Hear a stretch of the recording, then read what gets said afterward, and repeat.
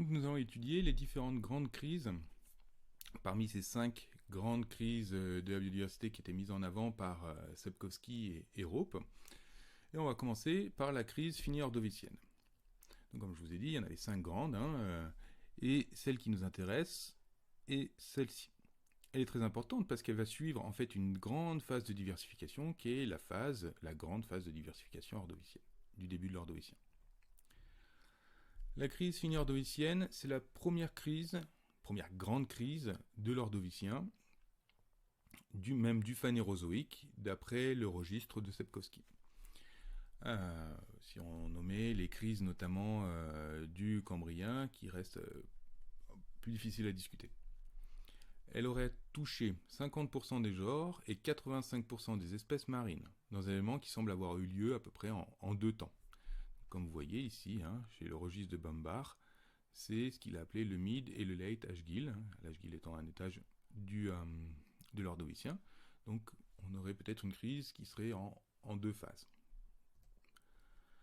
Alors avant la crise, l'ordovicien inférieur et moyen connaît un événement, comme je vous ai dit, majeur, extrêmement important, qui est le grand événement de la biodiversité ordovicienne, donc qui est donné sous le terme de GOB en anglais, pour Great Ordovician Biodiversification Event.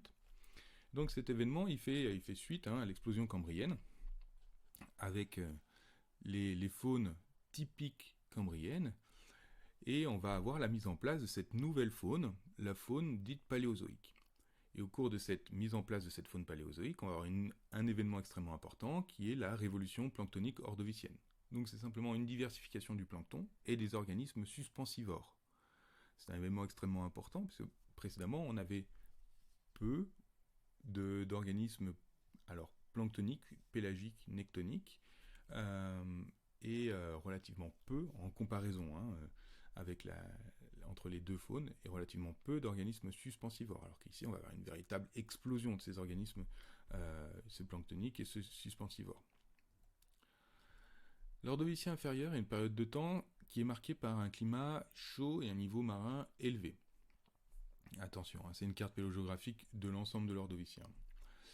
Au cours de l'ordovicien, ce climat va se refroidir et il va y avoir une mise en place d'une calotte glaciaire dans l'hémisphère sud. Lorsque je vous ai parlé des grandes glaciations, j'ai évoqué très rapidement la glaciation ordovicienne et je suis passé très rapidement dessus, mais on a effectivement une glaciation importante à l'ordovicien.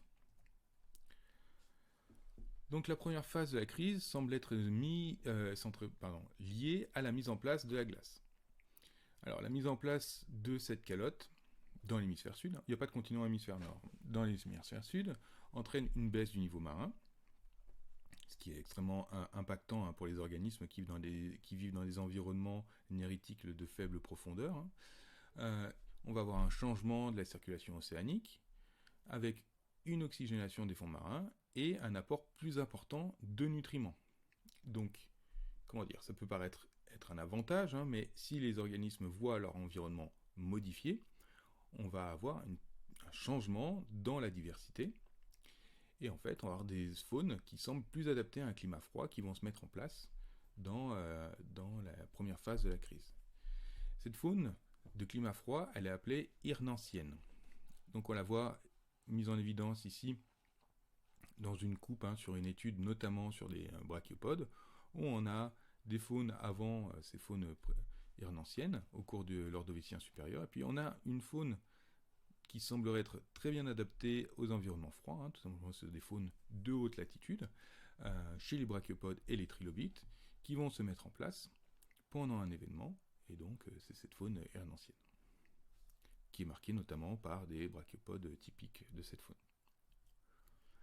Après cette glaciation, on va avoir un réchauffement climatique qui va entraîner forcément une fonte de la calotte glaciaire. Avec cette fonte de la calotte, on va avoir une transgression marine qui va entraîner une seconde phase de crise. Cette fois-ci, on va avoir une élévation du niveau marin et un changement des environnements.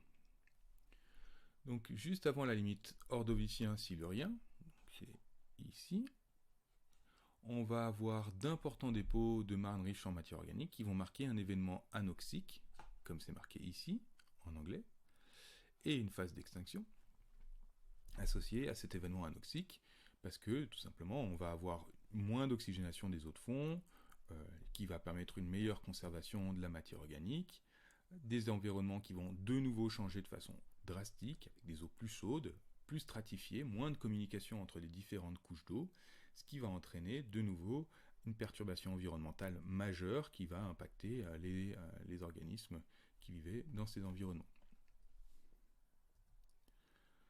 Enfin, au passage au Silurien, la biodiversité récupère en quelques millions d'années des niveaux de diversité pré-crise.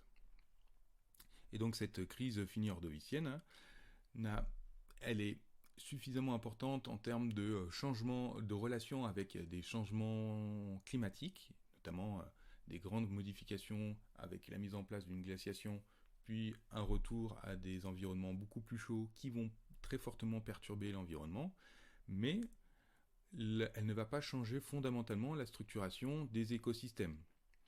En fait, les écosystèmes qu'on a à l'ordovicien moyen et au silurien sont sensiblement similaires.